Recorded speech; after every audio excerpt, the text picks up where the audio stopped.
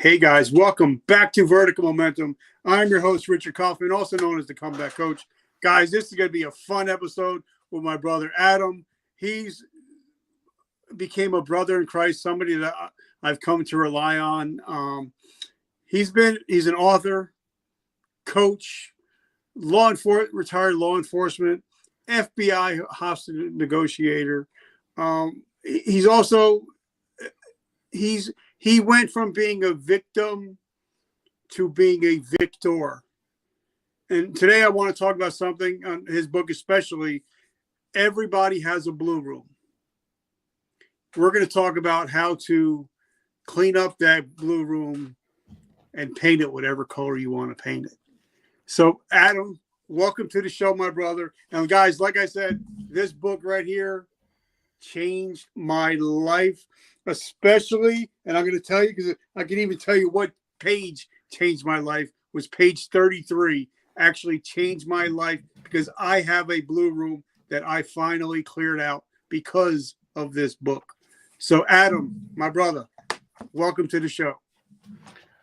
Richard, thank you so much for having me. It is truly an honor to be able to get on and to spend some time talking with you and to share with your audience. And thank you for your kind words. And it's really humbling. I mean that. It's really humbling to hear that. And I'm super grateful that my story has had an impact on your life. That means a lot to me. I would like to think that some of my experiences have helped me to overcome adversity. But I'm just really grateful to be here today. And this is where I'm focused right now. I'm just really grateful. I love it. Now, guys, as you guys know, I'm not a professional whatsoever. I'm a ninth grade dropout. But like I said, I've had over 560 interviews with gentlemen like Adam, authors, doctors, psychologists.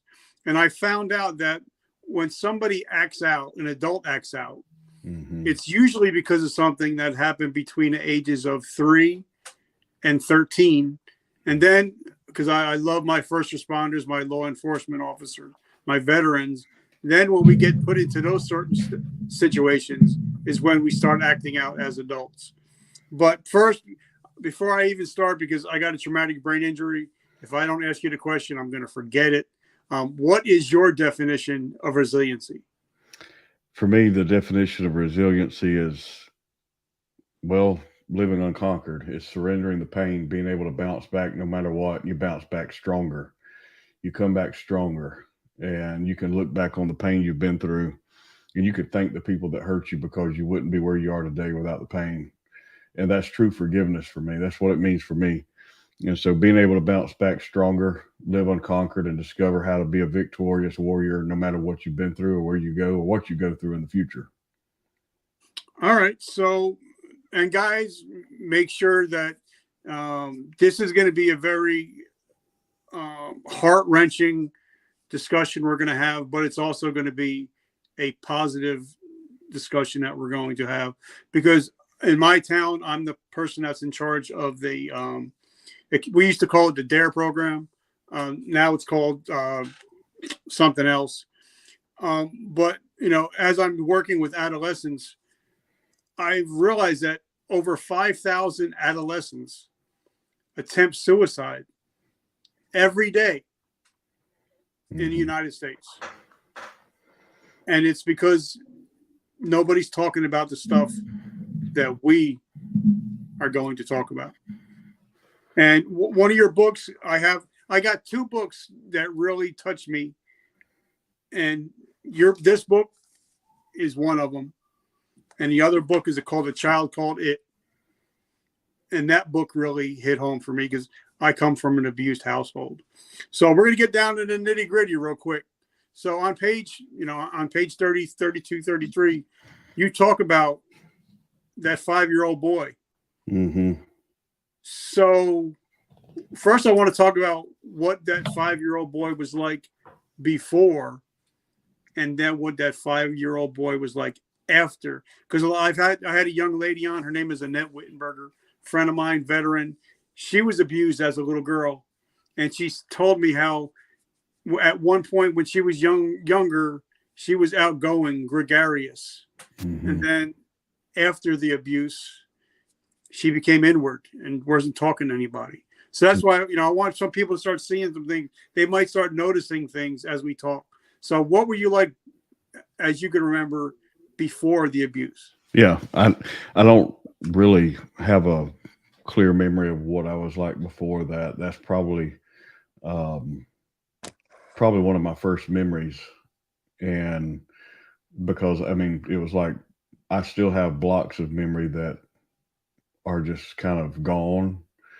And I don't know if that's trauma or what that's called, but I know that I would have, like, today's a really rainy day where we're at here in South Alabama, and I would have a red flyer wagon. You remember those, the metal wagons? Yeah. And so we'd have a ditch out in the front yard, and that ditch would fill up with water. And we lived in a neighborhood, so there's nowhere to fish around. And so I would go out and I would get a limb and I would put that wagon in the ditch so the water come up to the edge of the wagon, and I'd pretend like I was fishing.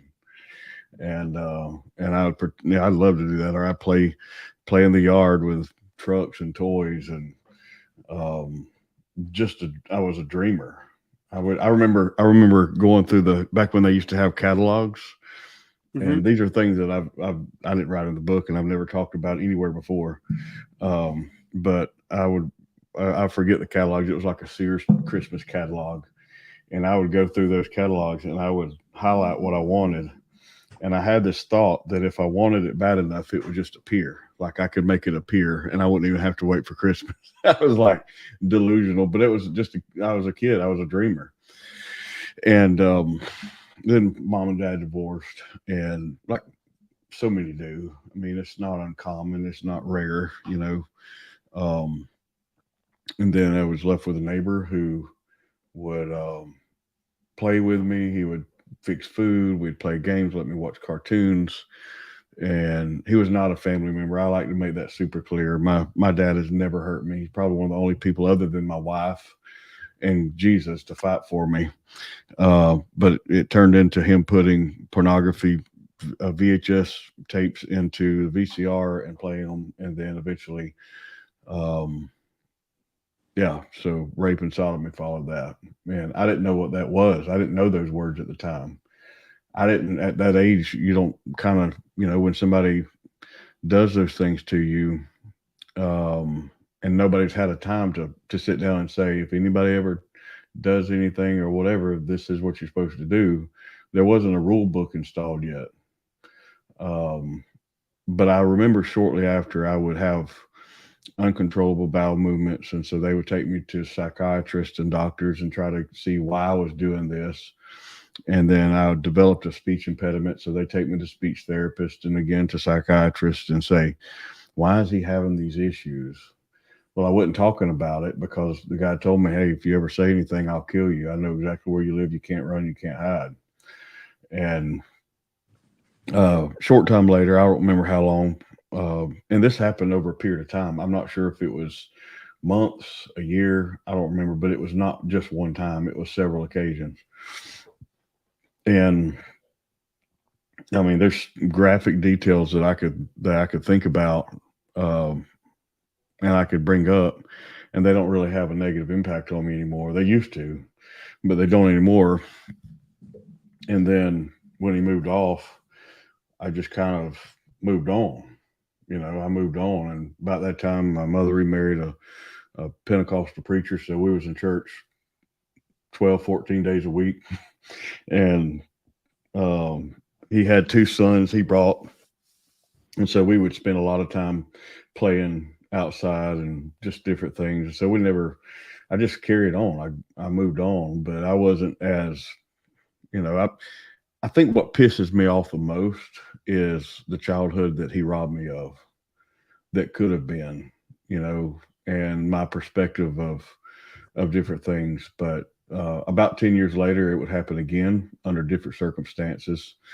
But this time with a woman who was an adult and married. And so certainly different dynamics, but it created some challenges to overcome as well. All right. So now let me ask you, because I went through some abuse, and for me, my solace was books. my solace, that was my safe place.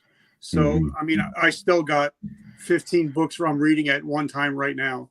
I've read over 6,000 books because that was my one safe place. You couldn't hurt me if I'm reading a book because it would That's go, right. I would go somewhere else. So, what was your solace during these times? Were there any go-tos like music, sports, anything like that? Probably not as a little boy. As a teenager, it was, and I never thought about this until after I began writing. As a law enforcement officer, when I quit drinking every night, I started writing. And one day it just hit me. Like when all this stuff was going on and I was a teenager, I've got an attic full of stuff that's never been put out anywhere, probably not worthy to be put out anywhere. But I've got an attic full of stuff that's words that I wrote, whether it was poems or whether it was just whatever, songs, whatever, that I would just sit down and write. And that was how I found healing. It was healing for me. And I didn't I didn't correlate that. Like I didn't have an understanding of what was going on. And then as a law enforcement officer, when I was really on a path to healing, I quit drinking and I started writing. Was no plan, was like it wasn't orchestrated. It just, hey, this feels a lot better than what I was doing. And I began to write. And then one day it hit me. This has been my go-to. Like this has been my way of kind of dumping this stuff out. And yeah, I would have to say that I don't know about as a child, but as a teenager and adult, it's always been writing. Okay, so now you got into law enforcement. So talk to us a little bit about that, because I found that if somebody grows up in an abused household around drugs, alcohol, whatever, they can go one of two ways. Mm-hmm. Like one of my best friends, he became a police officer. His brother became a drug addict, and now he's gone because his father is doing life for serial rape. And I asked them both the question, how did they end up that way? And they said, because my father's doing life. So they both made a different decision. What was your thought process in becoming a law enforcement officer? As a teenager, whenever I was 15, I'm going to back up just a little bit. Sorry. But as a teenager, when I contacted my dad and told him about some of the things that had been going on, and it was nothing that he had any knowledge or control over. It was more about, it was in a church that I was at with other family and things. And like I can look back and I can tell you, man, I was really deceived. And I can look back and see kind of how I was groomed. But I didn't see it at the time.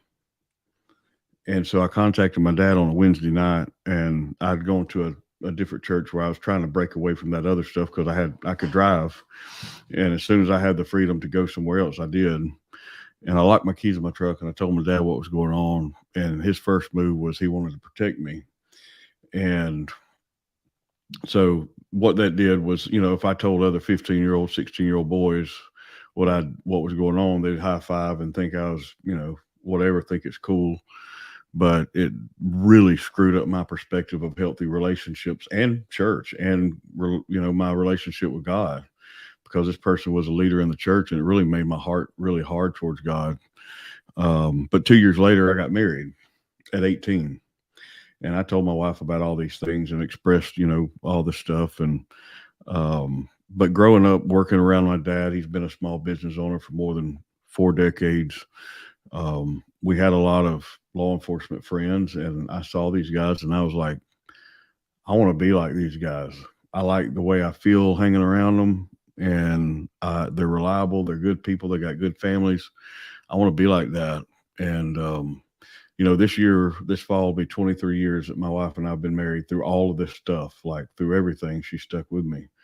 And so for me to be able to look back and say, I've overcome this, this, and this, and I'm still here and she's still with me, is really a testament to the faithfulness of God to preserve us. And I wanted to become a cop because I wanted to be a good man. And I wanted to have a difference. I wanted to make a difference in in lives of people that were hurting, that were suffering.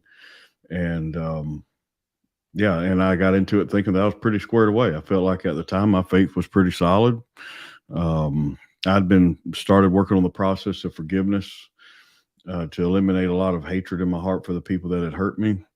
But what I didn't know was that I still had some baggage that I needed to eliminate, and law enforcement was gonna bring it out. All right, so now I'm going to say something I've never said on the podcast. By the way, I was a corrections officer for about a year, and the reason that I quit is there was an inmate that came in and he was getting ready to go to trial, and he would sit and talk to all the officers about all the crimes he committed towards children, and I couldn't do a thing about it. I just wanted to wring his neck and kill him. So I actually walked away from that career at the time.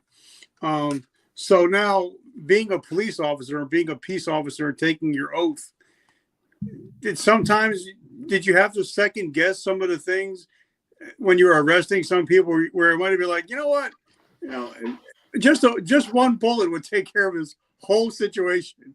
Did you ever struggle with anything? Even if it's just a passing thought? I think the only time that I ever felt some anger at any level was when it pertained to a child that had anything done to them. But I think that that's really any good cop is going to feel that. Now, having incredible restraint, because unless they present a legitimate threat at the moment, there's really nothing you can do except build a strong case against them and put them in prison. But yeah, I mean, I wanted to hurt the people that hurt me. I wanted to get them back for it. And that's when I realized several months before our first child was born in 2004, I was starting to do a lot of reflection on who I was and am I ready to be a father? Am I ready to be a daddy? And I felt like there was so much hate inside of me towards these people and I feel like hate is something that once you give life to it and you feed it, that it gets out of control. And it doesn't just stay targeted towards the people that hurt you. It spills over into everything about your life, and it can control everything about you. I mean, you become a monster. And I didn't want to do that. So I started the process of forgiveness. And by the time I was a cop, the emotions were really under control, and my emotions towards them were under control. But what wasn't under control was the brokenness inside, like the wounds, and not brokenness, but wounds, because I was still fighting. It was the wounded soul, and I needed to deal with that. And I just got to the point where I was tired of fighting. And I know a lot of people know how that feels. You feel defeated. You feel like it's just one battle after another. You can't catch a break. No matter what you do, nothing goes right. And I was there. I know exactly how that feels. And I think one of the hardest things any law enforcement officer, any first responder will ever deal with is a crime against a child in any facet. And it's a reflection of the pure evil that exists in our country and in our world today. And I'm thankful for good cops who fight back against that garbage. Well, for me in my house, we bleed red, we bleed blue, and we bleed green. A couple years ago, my daughter was actually a police officer for Halloween. So my house is, we're 100% for good cops. Yeah. 99% of them are good. So I don't want to hear it. I don't want to hear any crap if you guys are watching it. And if you're a police hater, just log off now because it doesn't matter. So now, how did you go from police to hostage negotiator? Because I think that's really interesting. So I started off on night shift patrol, and my entire law enforcement, the entire 6 years I was in law enforcement was with the same agency. It was a local municipality, and moved me from night shift patrol to day shift patrol, traffic homicide. And while I was in traffic homicide, they sent me to a training where I became trained as an FBI trained hostage negotiator. And then they moved me to criminal investigations. And so it was, it was just an added skill set that I felt, if I could have any specialty training, this is probably going to be the thing that would help me in any aspect of life, whether it's on patrol or interrogations, interviewing suspects, witnesses or victims, or any aspect of life in general. It would help the skills. And so it was something that I wanted to be able to do, because there's tremendous power in our words and how we use our language and how we use our words to de-escalate something, or even help someone who is in a really, really painful place of life to help them walk through that and give them hope again, or get them the help that they need at the very least. And so, yeah, so for me, it was, I had some great people around me that trained me really well. And I was never a leader on that team. I was never the best at it. I was never a superstar, never in charge of a case. It was just a training that I learned, and I've tried to use to the best of my abilities in some way. All right. So then let me ask you a question, because, yesterday I had a friend of mine come on. He was a Marine, served 23 years. And on the outside, he looked great. The Marine, he was fit, trim, had a beautiful uniform, but nobody knows he was a meth addict, because he was trying to keep up. Yeah. He was trying to, inside he was burning, but outside everything looked hunky dory. So Yep. if somebody would have took a snapshot of you doing all these classes and all this, they would have thought, oh, everything is unicorns, rainbows, but they wouldn't realize what's going on inside of you when you go home, right? Yeah. Yeah. I got to a point to where, I've never done drugs. Probably the closest thing I've done to a drug other than alcohol would be my nicotine habit, or using CBD or Delta 8 to help alleviate migraines on occasion. But, I never resorted to drugs, and I'm grateful for that. But I was drinking, and drinking will kill you just as fast as about anything else, as much as I was drinking. And it just hardened me. It made my heart hard. I was already hard-hearted. If you had a snapshot of the inside, outside, I was squared away. You could tell that I was probably hypervigilant. People who knew what they were looking at knew that. And I remember going to the doctor for an annual physical, which they made us do a few years in, was go and start having physicals, doing PT tests, ongoing, all that stuff. And doc was like, hey, how do you feel? I'm like, I'm just tired all the time, man. I mean, I'm training, I'm working out and all this, but I'm just exhausted, and I don't understand why. And so he gave me these different diagnoses and names of stuff or whatever, and did blood work. And so my thyroid was not working properly. So he gave me medicine for that. And then at 32, I think I was 32 years old, my testosterone was like 146. And so the first thing he did was like, hey, here's a medicine, here's an injection. We're going to give you testosterone and take care of the thyroid. But it was because of hypervigilance, and hypervigilance and stress increase levels of cortisol. I'm not a doctor. I've just learned this through 9 years of injecting, testosterone. And so, but it was a relationship that cortisol, causes your testosterone to plummet, drives up estrogen, and it can lead to really, really bad health issues down the road. Not just being really lethargic or obesity, but it really affects your ability, your mindset, your ability to think, your mental health. It affects everything about you, mood, your ability to overcome obstacles and challenges. It certainly affects resiliency. And so I'd gotten to a place to where I didn't want to live anymore. And I was living, but I was inside. I didn't want to live anymore. And it was pain from the time I was a little boy to the time I was a teenager, through adulthood, nothing ever happened to me as a cop. I mean, I never had anybody try to kill me other than having fights or people pull weapons or whatever, but nobody ever tried to kill me. And thank God I never had to take anybody's life. I certainly wasn't afraid to, but I'm glad I didn't have to do that.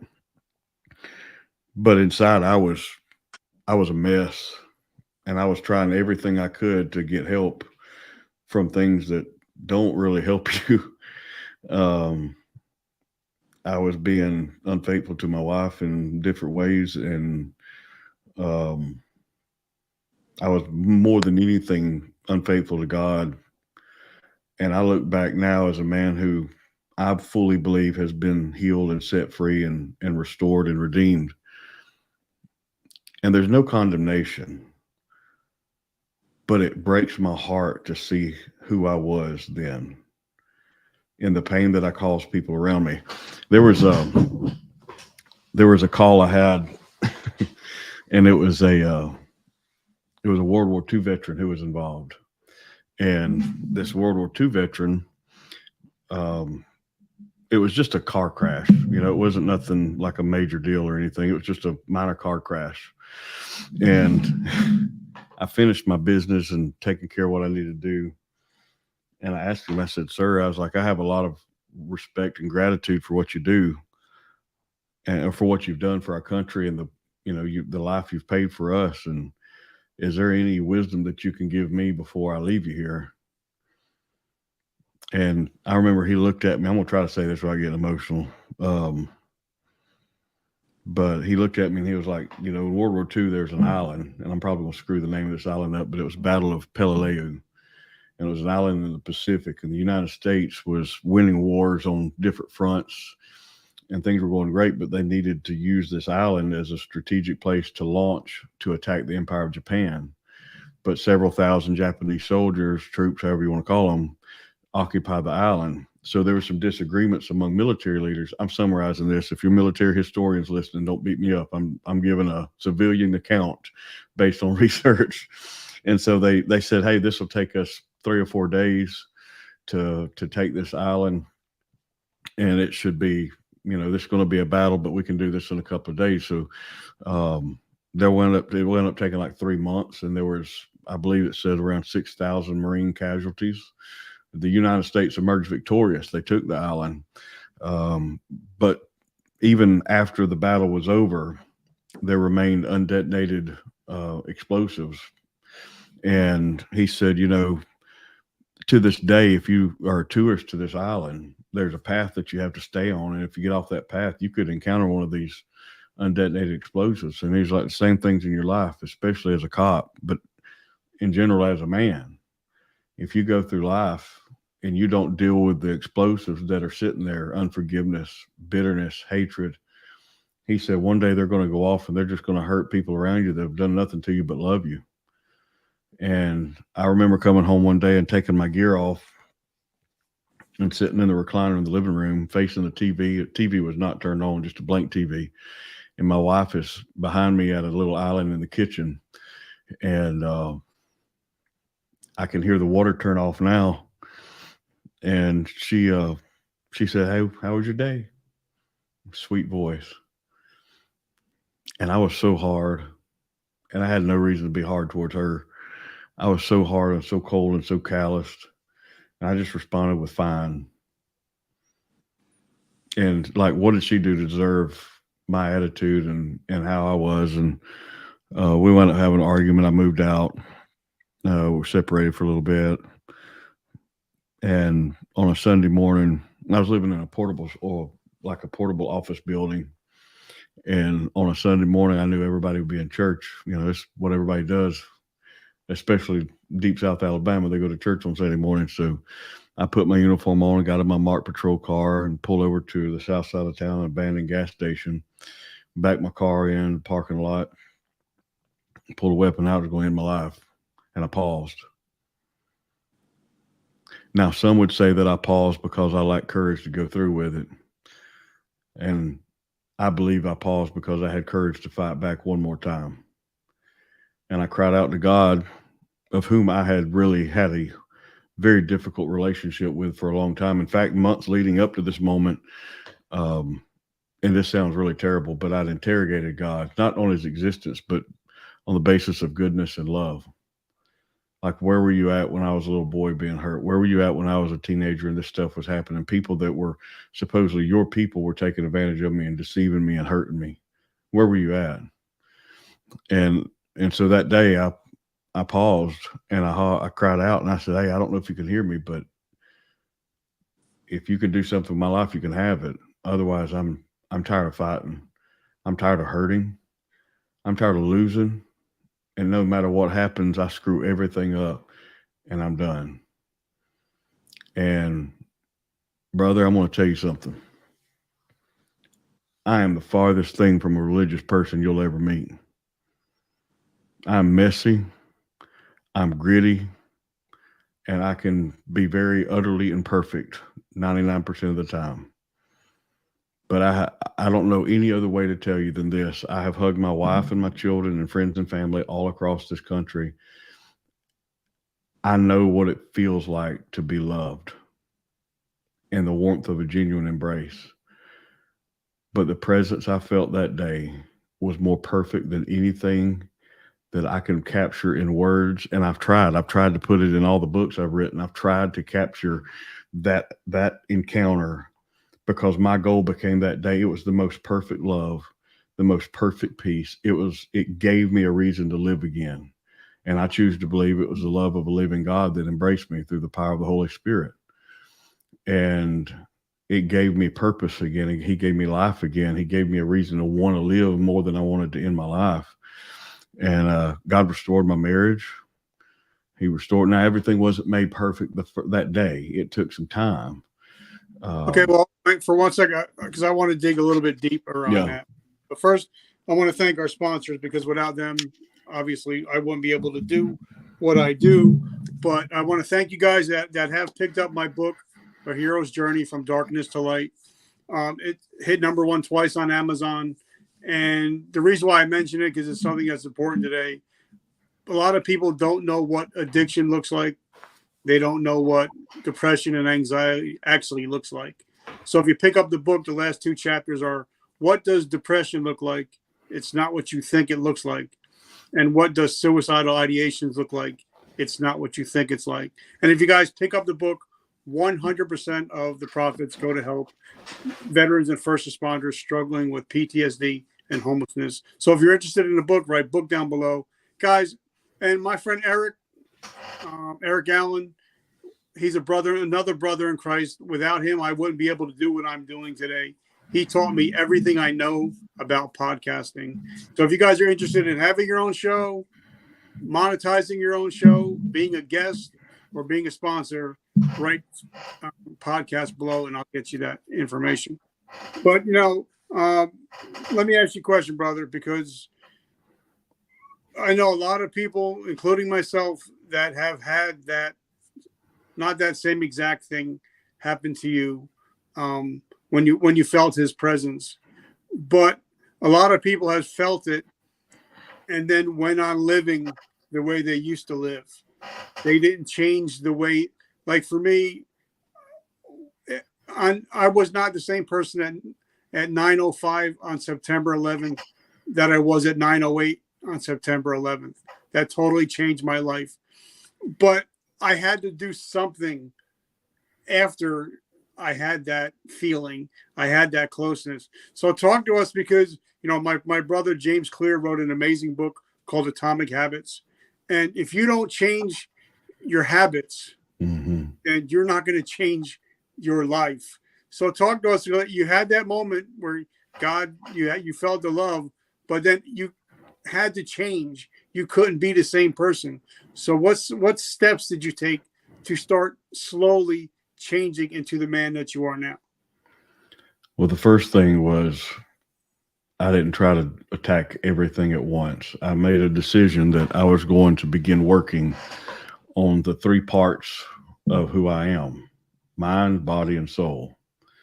And so I really didn't know where to start, but I knew that those were 3 things I wanted to work on. And so instead of drinking every night, I began to write. And I had a little blog and it was called Consider This. It was pitiful, but it's where I started. And so I wrote this little blog, and then I would just sit down and write. And there's a lot of things that I wrote that I never published. And then I wrote and self-published a couple of books. And so basically the first step I did was replacing one bad habit with something good, something positive, something healthy. And it took me some time to understand that we could have all of the principles and all of the instruction and all of the teaching in the world, but until we understand that his perfect love demonstrated for us demands a response, and I wanted my life to become a proper response for what he had done for me. Like, it's more than a teaching that you hear within four walls on Sunday. It is real power. It is real power.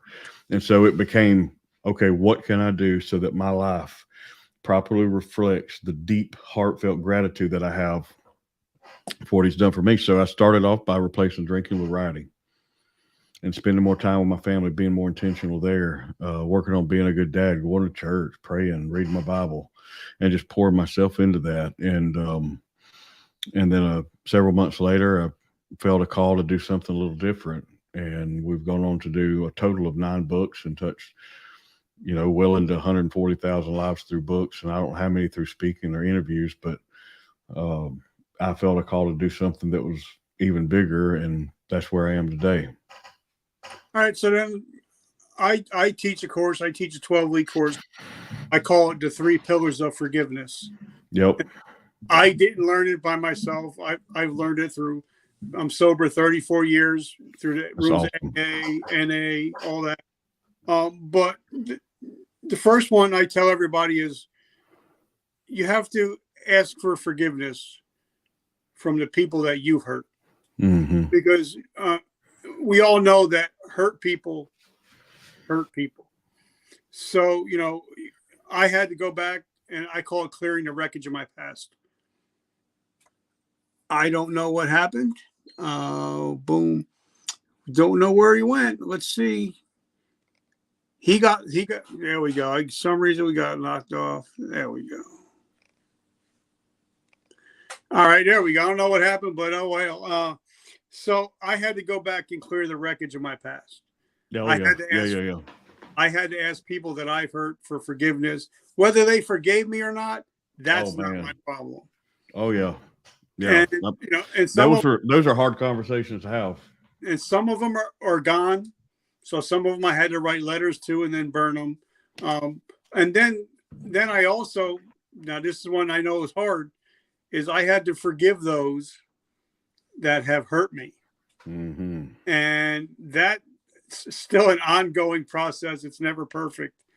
But the hardest thing was because, and I'm talking to you veterans, I'm talking to you first responders, police officers. We see and do stuff that no human should ever see or do. Mm-hmm. And it's something that I don't hear talk on any other podcast, but this one. And I wrote it down because we never talk about moral injury. And being a police officer and being a veteran, like I said, we see and do things that we should never do. And then when we retire, a lot of us are left with our own devices, a pistol in our hand, and a bottle of whiskey, mm-hmm. because we don't forgive ourselves. Mm-hmm. And sometimes we can forgive everybody else, but forgiving ourselves sometimes seems to be part of it. So how did you start? Because I believe that God can't forgive me if I can't forgive others. That's the way I looked at it. So but for you, how did that go with you? Forgiveness began to, I started it years ago. And so I think that it's something that takes, you can't put a time limit. You can't bookend it.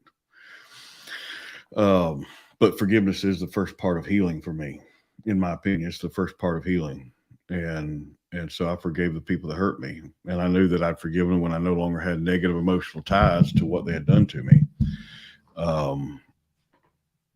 And then there were some people that I'd hurt, words I said, things I'd done, and I went to them, asked them to forgive me. The hardest thing I've ever done wasn't forgiving people who raped me or sodomized me. The hardest thing I ever did was look in the mirror and forgive me. But here's what I believe. I believe that, first of all, as a follower of Christ, forgiveness is an act of obedience to God that we take in faith. Because I say that because you're not going to feel any different the first time that you say, I forgive you. In fact, you may not feel any different the first 3 times, 5 times, or 10 times. It may take you years to get there, or it may not take you that much, but it's something that you have to do as an act of faith in obedience to God. And because look, there was times that I didn't want to forgive people that were really close to me, like really close to me. And I won't get into all that, but I didn't want to forgive some of the people that were really close to me. And I remember having this feeling like, after all I've forgiven you for, who are you to withhold forgiveness from somebody else? Yeah. And then I began to even feel right that there, about myself. And that's in scripture right there. They even Oh, yeah. talk about that with the talents. Yeah. Yeah. Oh, yeah. All right. So then how do you go about, because this is something that really interests me. How do you go about, because I know the people that have hurt me, they're still alive today. Mm-hmm. And I did get a chance to talk to them about it and, whatever. How did you go about it if the people that were still hurting you are still walking this green earth? Did you ever confront? No, because there were some issues that prevented that. It was more like they've heard me enough, because anytime I do a media interview, they hear it. You know what I mean? And they hear me saying, I forgive you. And they may be dead or alive. I don't know where they're at today. I have no idea. I wish everybody the absolute best, period. So it was literally between me and God. And there are times when forgiveness, especially if you're in a situation where abuse is involved and you're not to a point to where you need to put yourself in that situation, that process of forgiveness, it is perfectly okay for that to be between you and God. And there are times where if you wrong somebody, then you can go to them and say, hey, I'm sorry, I hurt you. Will you please forgive me? But there's also times when you don't have to put yourself in a position, because number one, they're not going to be receptive or understanding of it, especially when there's so much manipulation, when it comes just naturally to them. So you want to be wise about how you approach that. And so for me, it was between me and God. Now there's been other instances where I've approached people that have done something to harm me, or I've done something to hurt them in some way. I've never done anything physically to hurt anybody. It's mostly my words, and which is one of the reasons why I write encouraging words now, is because I want to give life with everything I say or do. I was a hard-hearted man, and I cut you down with my words. And so I try to give life now. So yeah, just be cautious if you're approaching somebody that, especially abusive situation like that. Don't put yourself at a risk to send you down a spiral. All right. So now, because I'm just thinking back, because I lost my vision. I lost 80% of my vision a couple of years back. Yeah. And my hearing got really good. Not according to my wife, but but I hang on certain words that you say. And you kind of alluded to it. You didn't say it, but you kind of alluded to it. A lot of us, if you've had abusive situations in your childhood or as teenagers, your relationships kind of get skewed in a way. Mm-hmm. Whether that's the physical relationship. A lot of us, start sleeping around, start watching stuff we're not supposed to watch. And the relationships are not exactly godly relationships. Mm-mm. So how did you go about saying, okay, I want to be, I'm no longer going to be the guy that, stepped out or whatever. How did you go about rectifying it, saying, all right, this is the man that I want to be. This is the man I am now. How did I you go think about that? I think the biggest thing for me was understanding that that I had to man up. That we could run from stuff. Like I got so emotionally numb as a cop that the regular stuff, the pursuits and the foot chases, the fights, the calls, really didn't move the needle a lot with me anymore with the rush. And so, and I use all that as an excuse. I made bad decisions. Made some really bad decisions, and I realized that I had a gift, and that gift was my wife and my children. And I had to repent, turn directions, change my behavior, um, and understand. We could look at the reasons behind why we do things, and there are reasons why people who are traumatized as children at sexual abuse. There's reasons why they do things, but I don't want to use any of that ever as an excuse. And so, fix it, change your behavior. How you change your behavior? What are you doing today? What is your priority? Is your priority to fulfill selfish needs, selfish desires, or is it to be the best husband, the best wife, the best father, the best mother, the best man or woman that you can be? And most of all, honor God with your actions and decisions. And so I'd become like very much like the people I hated. Like I just slimy is how I felt. I felt dirty. And that's not who I wanted to be. I was like running from hate and running from pain and running from all this stuff. And so I made a decision. I've had enough of this bull crap, and I'm going to do something I'm going to make a change. And it's going to start with me. It's going to start in my heart. And having self-control and surrendering to God on a daily basis, living in a place of constant surrender before Him really, really tempers some of those stupid things that we tend to like to do.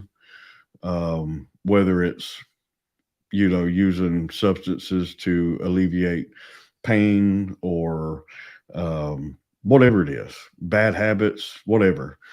It positions us in a place where we are connected to a source of healing and a source of freedom and a source of comfort that will actually pay off. Like it's real. It's not fake like some of the other stuff we do.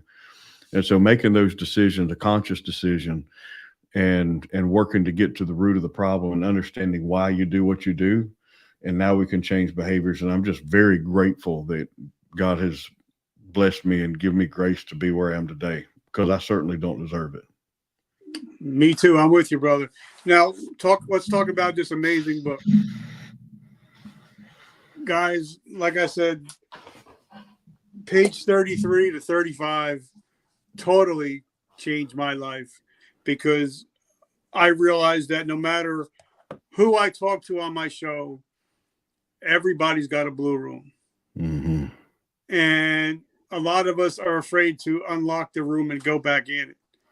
But I think the only way to go back in and sweep it out is you got to open that door back. You got to unlock the door and go in to sweep it out and repaint.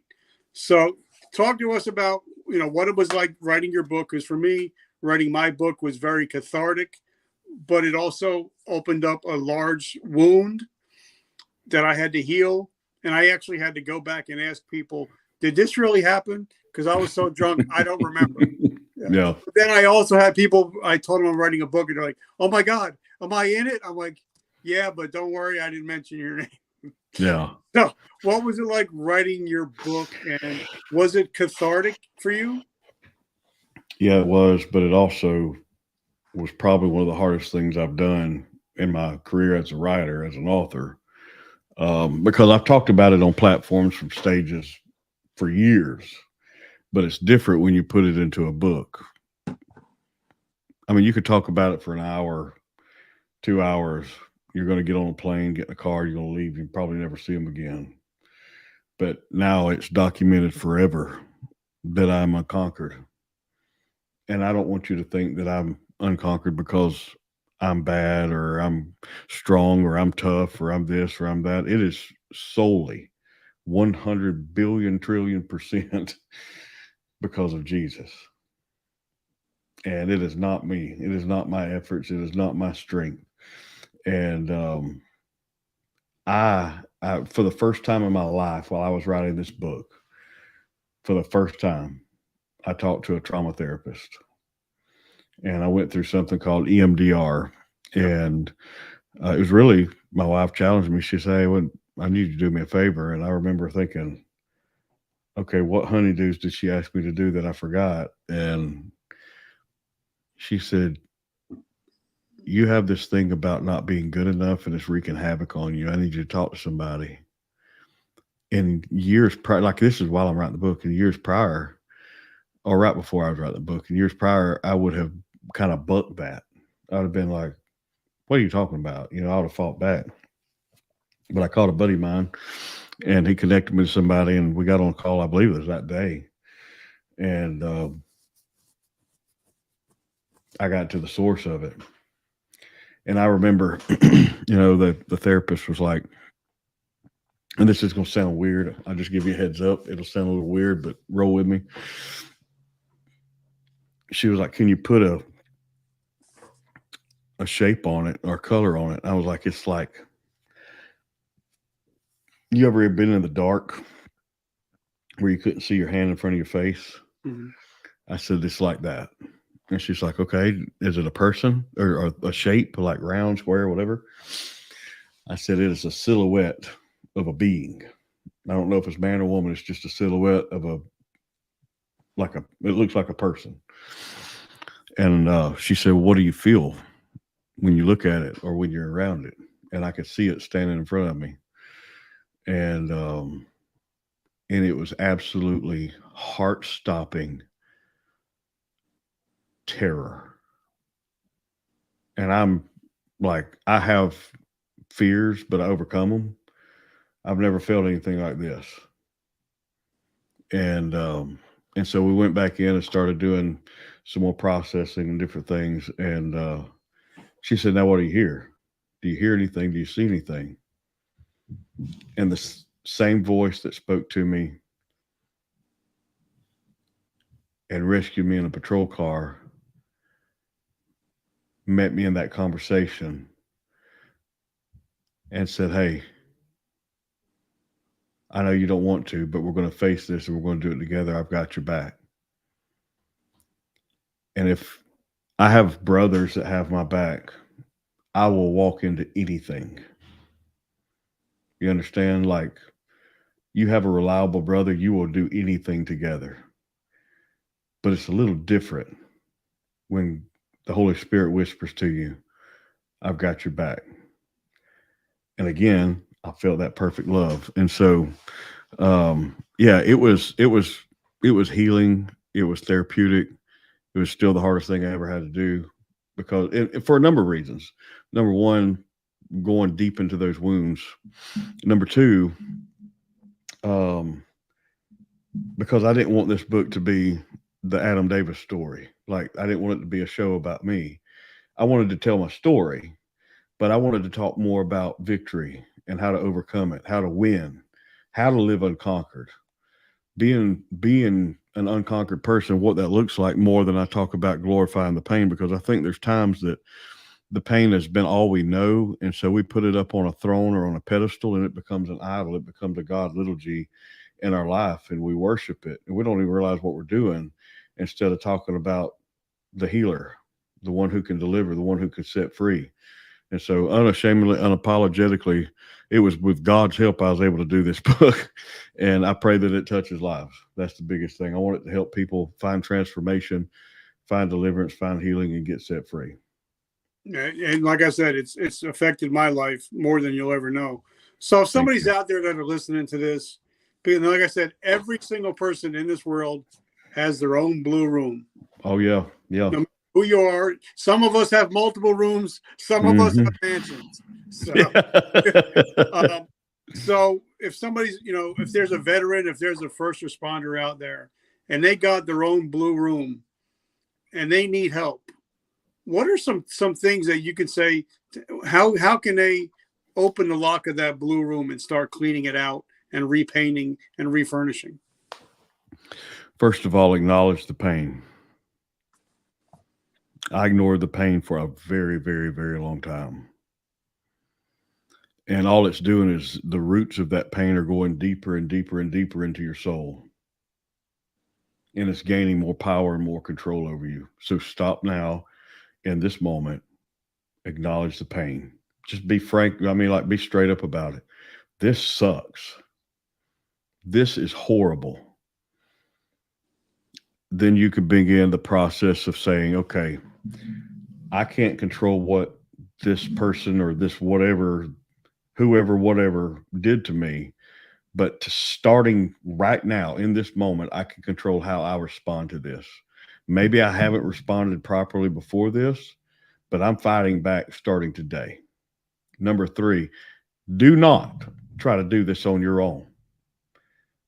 Isolation, complacency will get you killed. It will get you killed. So we all have people that we can reach out to. Find somebody you're comfortable talking to. Find somebody that you're comfortable pouring your heart out to. And I've talked to, I don't know how many people. I've done it for 8 years, but since this book is released, I don't know how many phone calls I've had. And they're breakthrough phone calls. I mean, it is incredible. But surrender that pain. Come to God with open hearts and open hands. Get to a place of absolute desperation for him. But don't try to do this by yourself. Don't try to do this by yourself. This can be the best day of your life. This can be a mile marker. This can be where a flag that says, I live unconquered is planted on the soul of your heart because of a Savior who died not only for our physical wounds, but he died for those internal ones too. And it's time to dethrone the trauma and the pain and the memories that have been on a throne in your life and put the one who deserves to be on the throne there. And that's the healer. That's the deliverer. That's the great I am. And be unapologetic. Run towards him without abandon. Don't do it alone. Acknowledge the pain. Run to Jesus. Reach out if you need help. I love it, brother. So, like I said, I got my copy, and thank you. And like I said, that just if anything, even if it was just those 2 pages, to let me know that I got a blue room and it doesn't have to stay blue anymore. So that's what I got out of the book for me personally, and it's changed my life. So where can we find the book? How can we get in touch with you? How can we support your mission? Yeah, it's really, you can get it anywhere. Amazon, Barnes & Noble, Target, Walmart, you name it. You can go to unconqueredbook.com, and that's going to take you where you need to go. Working on some details for a new method to be able to garner some more support. That'll come later. So be sure to visit unconqueredbook.com, and you'll be able to see more about that. Visit Amazon. I appreciate your reviews, and I'd love to hear from you. I love connecting with listeners when they hear my story on podcasts like yours, and I love to hear how maybe you get set free. Now, there's also a daily journal for law enforcement officers. Yeah. So Behind the Badge is the best-selling book I have to date, and it's a 365-day devotion for law enforcement. I also have Bulletproof Marriage, which is a 90-day devotion I co-authored with a gentleman by the name of Lieutenant Colonel Dave Grossman. I've got one called On Spiritual Combat. It's 30 Missions for Victorious Warfare, along with a number of books. I co-authored a daily devotion for military called Behind the Lines with Force Recon Marine veteran Chad Robichaux for Mighty Oaks programs. And so if you're military, I encourage you to check out Behind the Lines. If you're married, I encourage you to check out Bulletproof Marriage. If you're hurting and you want to pretend like you're not, or if you just want to kind of read the book and get the story, the full story, check out Unconquered. I'd invite you to do it. I love it, brother. And like I said, bro, I just want to say thank you. No, thank you. You've been a blessing in my life, and I'm grateful for your friendship. And most of all, I want to thank you for being a brother in Christ, because that means you got to put up with me forever. That's right. And same here, brother. Same here. So guys, like I say, Joel Osteen, I love him, and something that he says, You can choose to be the victim or the victor. Guys, please make the decision to no longer be the victim and be the victor. Make sure you pick up his book. Like I said, I got mine. I'm probably going to go through it at least 3 times. Right now I'm going through it. I'm marking it. I'm color coding it. So make sure you pick up your copy. Reach out to Adam. Just say, hey, great interview. Great talking to you. And I'm sure that if you have any questions, he'll answer them for you. Yeah, absolutely. And I forgot one last thing. If you want to, you can text me today. Text the word unconquered to area code 615-492-2354. That's area code 615-492-2354. Just send the word unconquered to me. The first message is automated. The rest are from me. I send out occasional encouraging messages, and you can interact with me if you need to.